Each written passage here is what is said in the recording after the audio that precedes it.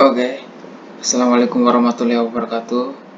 Halo teman-teman, pada saat ini saya akan mempresentasikan tentang struktur organisasi di sekolah,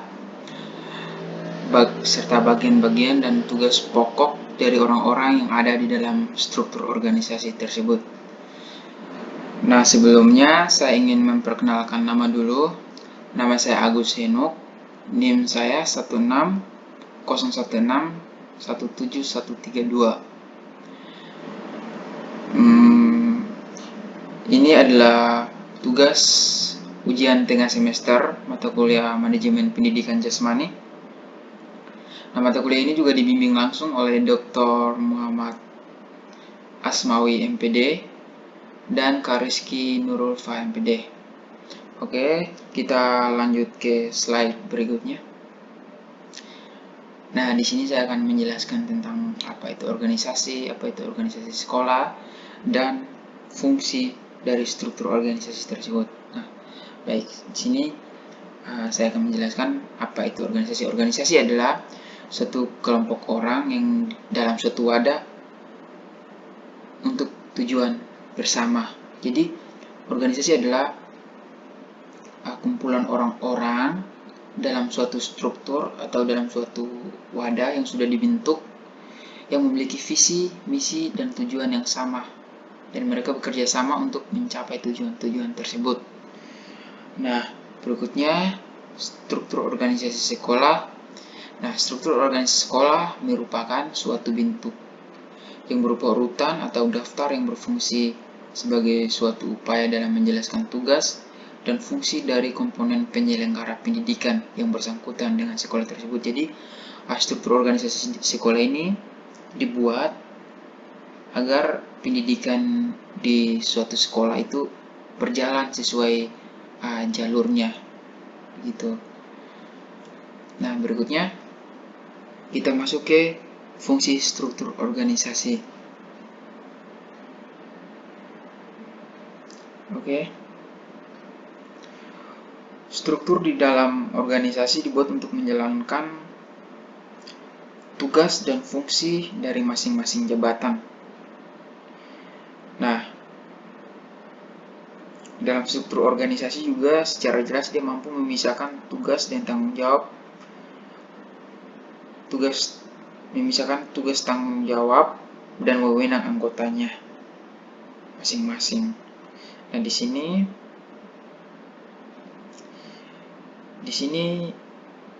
berikutnya ada beberapa alasan penting kenapa struktur organisasi harus ada di setiap bisnis, di setiap perusahaan, di setiap sekolah.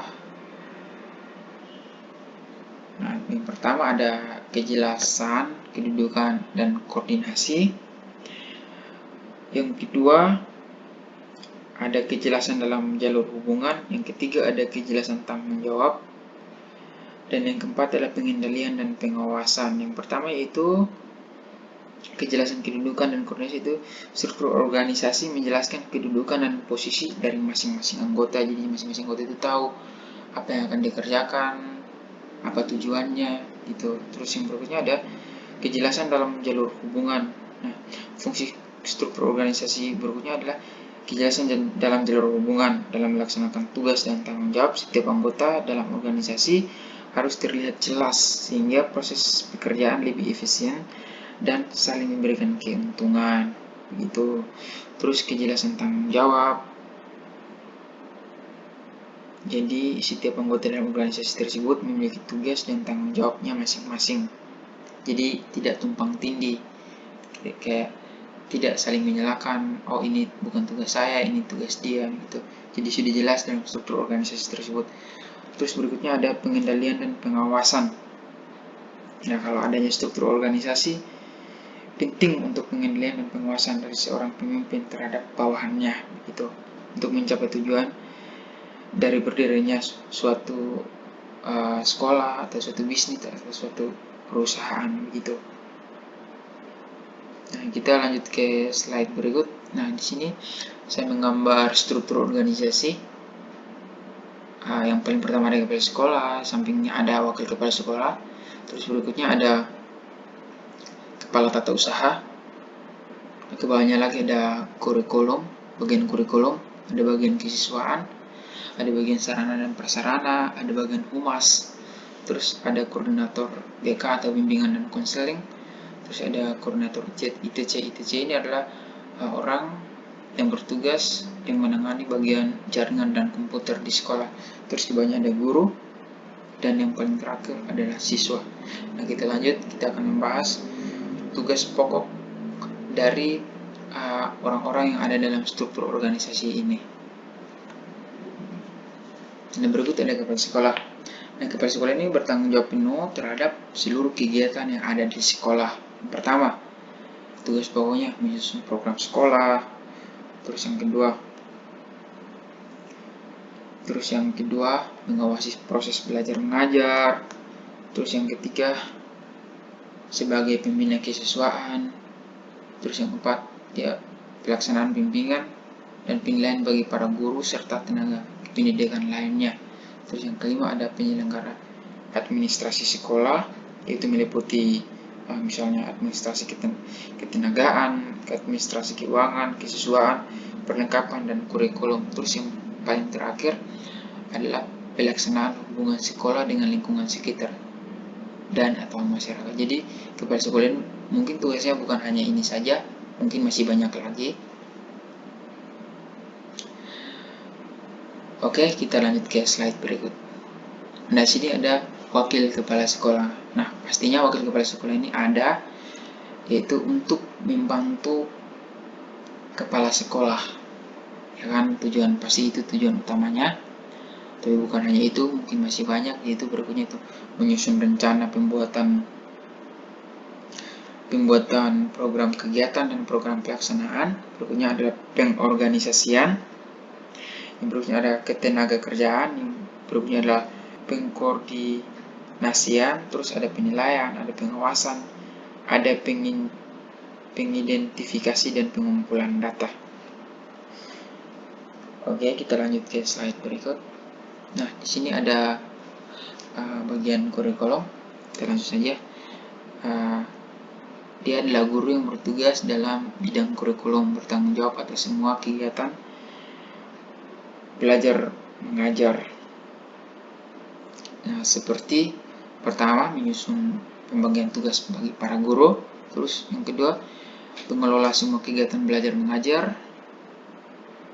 Berikutnya dia bagian menyusun jadwal evaluasi. Yang keempat ada menyusun kriteria dan kenaikan kelas, kriteria untuk kenaikan kelas dan kurikulum.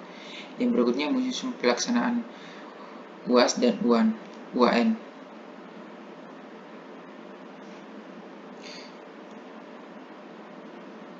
Terus berikutnya dia juga menyusun instrumen untuk kegiatan belajar mengajar, dan yang terakhir menyusun kegiatan ekstrakurikuler.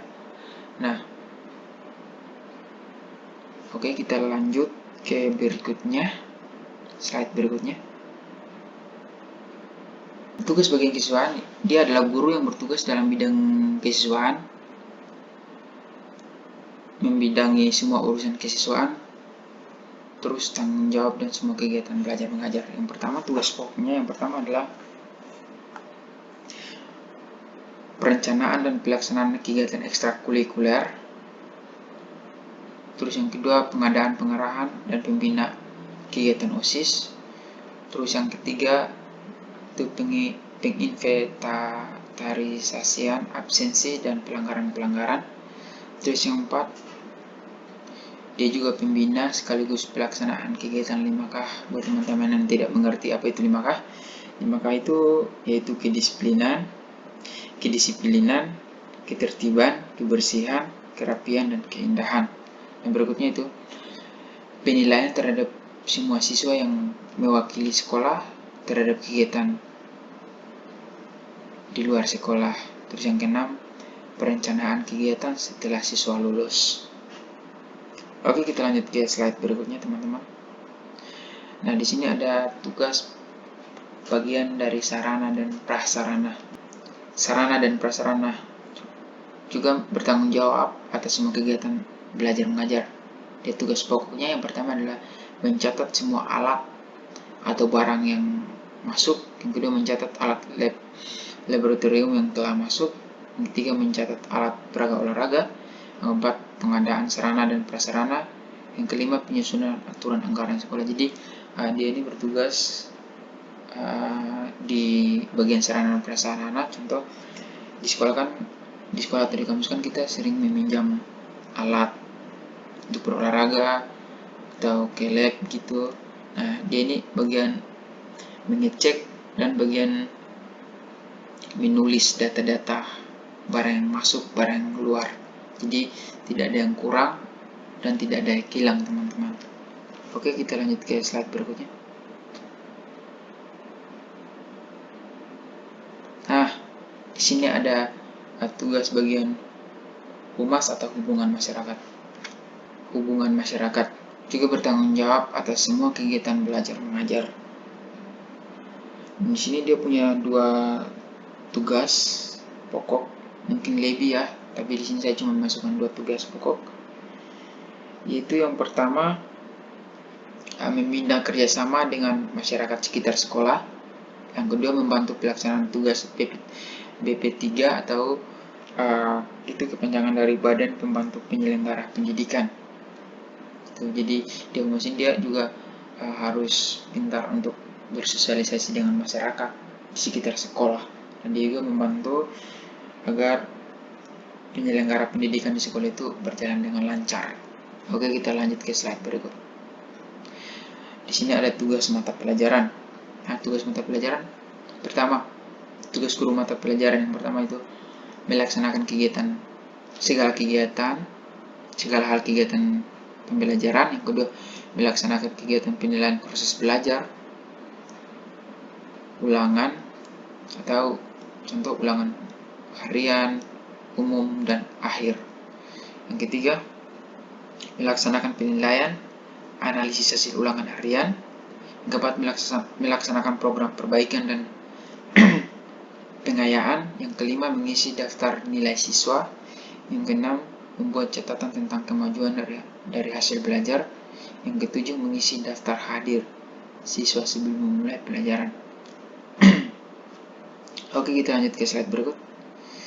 Ada wali kelas, teman-teman. Yang pertama, dia memiliki tugas itu mengelola kelas. Yang kedua, penyelenggaraan administrasi kelas. Yang ketiga, mengisi daftar kumpulan nilai. Yang keempat, membantu catatan khusus tentang siswa. Yang kelima, pencatatan mutasi siswa. Yang keenam, mengisi buku laporan penilaian hasil belajar. Yang ketujuh, pembagian buku laporan hasil belajar. Jadi dia tugas wali kelas ini dia mengelola kelas yang dia menjadi wali di kelas itu. Terus dia juga membuat catatan tentang siswa-siswa yang menjadi anaknya dia. Terus mengisi nilai-nilai yang dari guru ke raport para siswa-siswanya. Kita lanjut ke slide berikut ya. Nah, di sini ada tugas guru BK atau guru bimbingan dan konseling. Yang pertama, dia menyusun program dan melaksanakan bimbingan dan konseling, berkoordinasi dengan wali kelas dalam rangka untuk mengatasi masalah-masalah yang dihadapi oleh para siswa tentang kesulitan dalam belajar mengajar. Terus yang ketiga, memberikan layanan dan bimbingan kepada siswa supaya lebih berprestasi dalam kegiatan belajar. Yang keempat, memberikan saran dan pertimbangan kepada siswa dalam memperoleh gambaran serta lanjutan pendidikan dan lapangan pekerjaan yang sesuai. Jadi guru bimbingan konseling ini pasti kita sangat membutuhkan ya, karena dia itu akan memotivasi kita, memberikan kita arahan. Terus dia juga pada saat ada siswa yang kekurangan atau mengalami kesulitan dalam proses belajar mengajar, nah guru BK ini kita akan membutuhkan bimbingan, dia akan memberikan bimbingan kepada kita itu. Oke, kita lanjut slide berikut. Nah, di sini ada bagian pustakawan. Nah, pustakawan ini menyusun tata tertib perpustakaan. Kedua, membuat perencanaan pengadaan buku. atau bahan pustaka atau media elektronik. Yang ketiga, pengurusan pelayanan perpustakaan. Yang keempat, pemeliharaan dan perbaikan buku-buku atau bahan pustaka dan media elektronik. Yang kelima, melakukan pelayanan bagi siswa, guru, tenaga kependidikan lainnya, serta masyarakat. Yang keenam, memberikan penyimpan buku perpustakaan atau media elektronik. Jadi dia ini tugasnya ya seperti tugas sarana dan prasarana ya, cuma dia di bagian perpustakaan tentang buku-buku, terus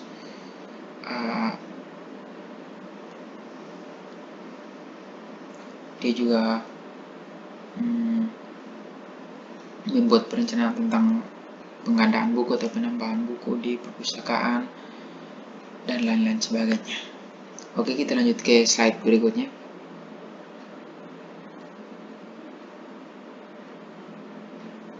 Nah, di sini ada tugas laboratorium, bagian laboratorium, teman-teman. Ya, tugas yang pertama adalah mengatur perencanaan, penggandaan alat dan bahan di lab.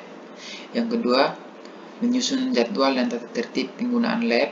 Yang ketiga, mengatur penyimpanan dan alat-alat dan daftar alat lab. Yang keempat, memelihara dan melakukan perbaikan terhadap alat-alat lab.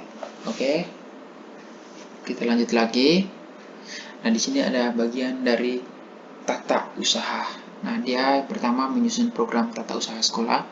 Yang kedua, mengelola keuangan sekolah. Yang ketiga, mengurus administrasi ketenagaan dan siswa.